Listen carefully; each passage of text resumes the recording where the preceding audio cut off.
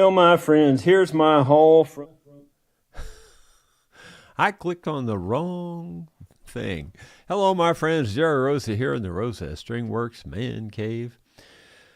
Oh, my goodness, have I been busy, as always. Hope you all had a good weekend. I got to see a little bit of the Itchy Boots recent video where she got all those escorts again.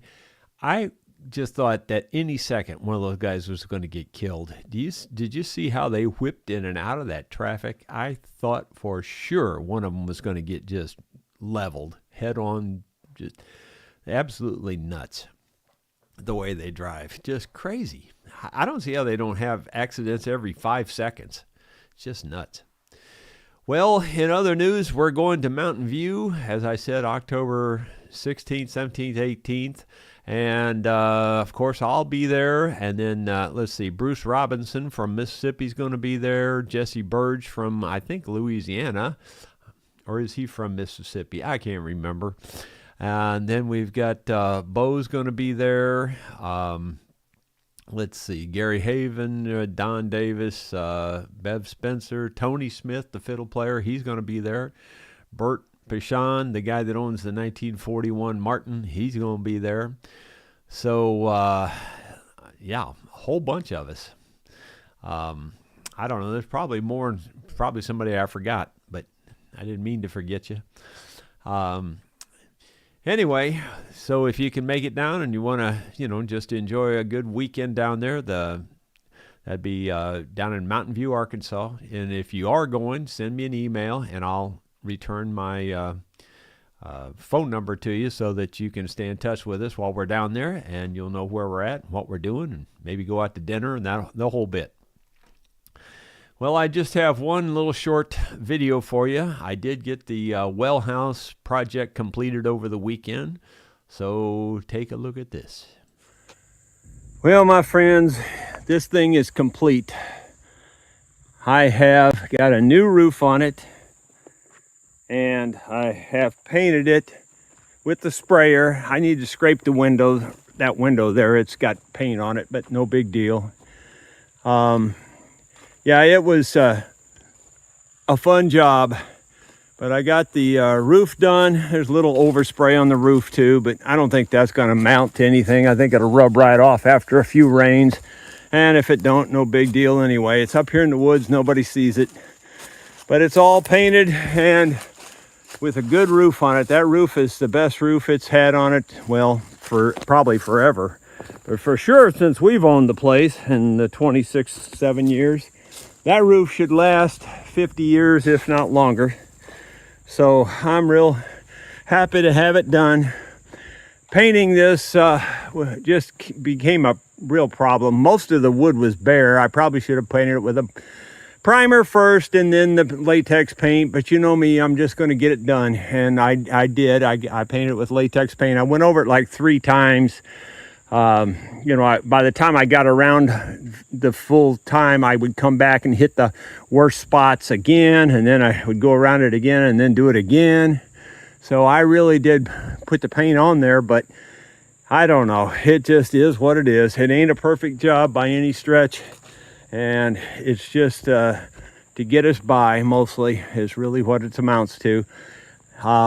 Now the inside, I have to work on the inside a little bit. Some of the insulation fell out where it was leaking over there, so I got to clean that up a little bit, patch the hole in the ceiling, and put the insulation back in. But I'm not going to do that right now. I'm going to wait till later this fall, just before winter, and then I'll do that. But that won't take but a few minutes, I don't think. But regardless, that's in good shape. That's the best shape that thing's been in by far since we've owned it. And let me say that paint sprayer is good and bad. It's good for, it puts the paint on fast and does a pretty good job on that. But cleaning it is almost a nightmare. It's just takes a lot of effort, especially if you're kind of picky about trying to get it really clean. And I want to get it really clean because each time that you spray with it, there's always a little bit left a little more paint left on it, and eventually it gets to the point where they're worthless because they just got so much paint on them. So cleaning it off with latex paint is actually harder than cleaning it off with enamel, where you can use paint thinner. The paint thinner wipes it right off. But where that latex paint dries on there, oh my gosh, you got to scrape it off. I was using Gooby Gone or something like that, and trying that, and that works a little bit. But man, it's just a nightmare to clean. It really is. It's almost, unless you have a big project, it's hardly worth using the thing because of the cleaning. So just in case you were thinking about getting one of those, just know that the cleaning is just about as tough as the whole job, really. Yeah, especially in a small building like that. It took me, I don't know, probably a fourth as long to clean it, maybe a third as long to clean it as it did to paint the whole thing. It's crazy. Well, let's see. This afternoon, my plans are I have another package that I have to ship out for Cometa Systems, Matteo Delacorna up from Italy. So I've got to go to town to ship that package. And then when I get back from that, I think I'm probably just going to take off and go metal detecting, unless it's crazy hot. And it's been pretty dang hot around here lately, so even if it is, I'll wait till the sun goes down then and go out for a little while. Well, let's go into the comments and see what's going on. David Tharp says, greetings all. Brian Byler, happy Monday. David says, a genie granted me one wish, so I said, I just want to be happy. Now I'm living in a cottage with 6 dwarves and working in a mine. Got to be very, very explicit when you ask for a wish from a genie. Be very, very specific. Let's see. B.H. Ringer from Nova Scotia. And an invisible man married an invisible woman. I don't know what they saw in each other. Plus, their kids were nothing to look at either. I had a couple of good ones for you guys, and I can't remember them. That's my problem. I thought over the weekend, I thought that's a good one. I got to tell you guys that one, but I'll be darned if I can remember it. I can't remember it now. David Tharp, my grandfather came back from World War I with one leg. We never did find out whose it was. Wayne Blitz didn't have any question marks, but he says, I see my name there. He says, good afternoon. Hope your hands feel better. Actually, the hands, they're exponentially worse. When I retired 2 years ago, they were bad. They are exponentially worse. I can't even tell you how bad they are. They're so bad now that it's just almost agony to do anything, really. It really is not fun anymore at all.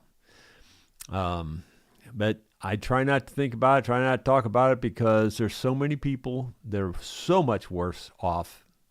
To me, having really, really sore hands, and really it's not just the hands, it's pretty much the whole body. That's like nothing compared to what a lot of people go through. Ronald Todd, good afternoon, Jerry and everyone from West Banks of New Jersey.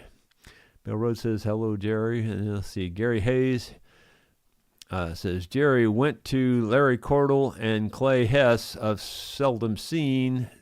Larry sung Happy Birthday for thanks to my sneaky sister. Cool.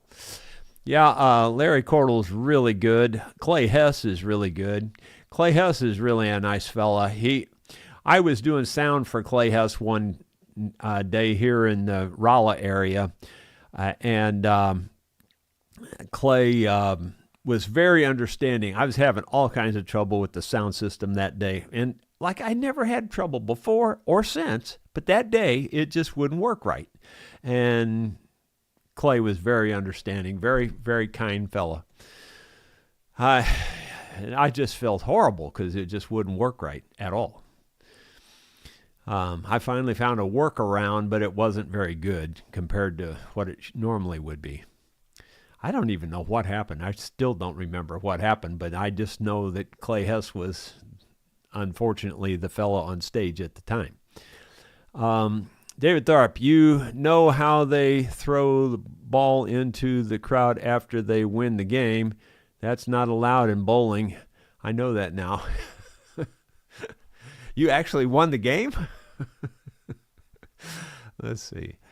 Michael Tuck says, Rosemeister. Let's see. Bruce Ducker. Greetings from windy Central Florida, where I think we dodged 2 hurricanes. Well, that's a good thing. There's Gary Boer. Haven't heard from him in a while. Glad he's here. Good afternoon, folks. Hey, Jerry. East Tennessee is still watching you. Well, thanks. Let's see. David Tharp says, this is a comment. It doesn't say anything. It's just here to help the logarithm. Algorithm? Yep, for sure. Let's see. Preston Johnson. Hey, Jerry, can you clean paint sprayer parts in an ultrasonic cleaner? Well, yeah, you could, I guess. I don't think it'd take off that stuff that's stuck on as hard as that sticks on. I mean, like if you're only out there for a few minutes, you come in and clean it, while the paint's still wet, no big deal. But if you're out there for an hour and how paint drips on things, especially, it's way more sloppy than I would be with just a brush. With a brush, I barely ever drop a drop of paint. I'm really good with it, and I don't have any problems with it. I don't sling paint everywhere. I don't get it all over me. It's very neat and orderly. But with that thing, you're always, moving something, pouring something, straining something. It just makes a mess. Paint gets everywhere. But no, I don't think and plus being electric, you can't submerge the actual the sprayer itself. You can't immerse that in water anyway, so you can only, I don't know. It's just trust me. When I tell you it's difficult to clean, you can believe that for sure. It's really difficult to clean. And I even use my parts cleaner from Harbor Freight with that purple something. I forget what it's called now, but anyway, it's pretty much just solid degreaser type soap, and that works pretty good, especially with the brush where the liquid's being forced through the brush, and you clean your parts with that. That works the best of all. So what I do is I rinse everything off in the shop sink there, and get most of the heavy paint off, and then whatever's stuck on, I take it to that parts cleaner, and that does a pretty good job, honestly. It's just that it takes a while. It takes a while to do it. Anyway, I think we're on the verge of another government shutdown, sounds like. Now, again, Republican, Democrat, I don't care which side you're on. But it sounds like the stumbling block is that the Democrats in this case want to get health care for the illegal aliens back. They want that back. I'm thinking, are you kidding me? You're going to shut down the government for that? Did you hear the word illegal in there? Illegal aliens. They want health care for them. I'm sorry, I don't agree with that one. I don't care whether you're Republican, Democrat, what you are. I don't agree with that. That don't make no sense. And they're going to shut the government down because of it. That's what it sounds like. I don't know. Maybe they'll avoid it. Maybe. I doubt it. They'll probably shut it down. Anyway, I think that's everything I've got. I know it's a short one today, but it just kind of is what it is. I got to go to town and get this package shipped and get back and see what else I can get into, I guess. Preston Johnson says, oh, no, I read that one. Y'all take care. We will see you tomorrow with something else.